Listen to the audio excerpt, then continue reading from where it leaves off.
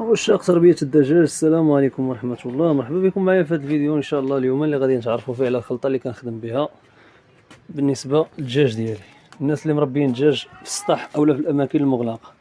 فالخلطة كيف ما كتشوفوا هي ديال الاخوان.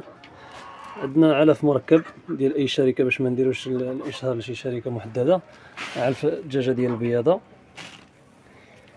عندنا ذرة مشردة كناخدو منها 25%، عندنا الشعير مقرشل مقسوم وسط النص، وكنزيدو عليه شويه ديال النخاله وشويه ديال الكالسيوم. بالنسبه لعلف البياضه فتحتوي على بعض البروتينات والاملاح المعدنيه اللي ما غنقدروش نضيفوهم حنايا، اللهم كنستعنوا به هو. واللي عنده القمح يستعمل القمح، كاين القمح حتى هو هنا. هذا كان شاط ليا من المره الفايته.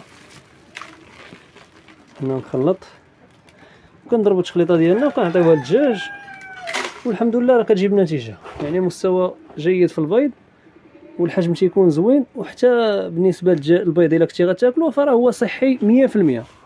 تيبقى اختياري الا بغيتي تضيف بعض الاعلاف الخضراء، بحال مثلا غتجيب الربيع، النعناع، تجيب مطيشات لحالهم، الخضروات تتعاون بهم تيولي المح ديال البيضه ليموني زويون.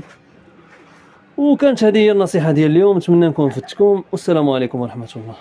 بالنسبه للاثمنه ديال العلف، فثمن العلف ديال البياضه بتاريخ 1/3 فهو حاليا كيدير 4200، يعني 210 دراهم.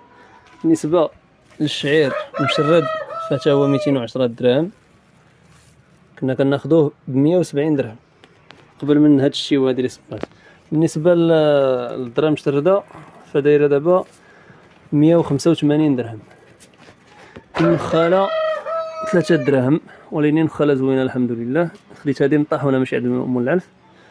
هنا كاين الكالسيوم تيختلف، كاين اللي كيبيعوه ب70، كاين اللي كيبيعوه ب50، كل واحد فاش تيبيع.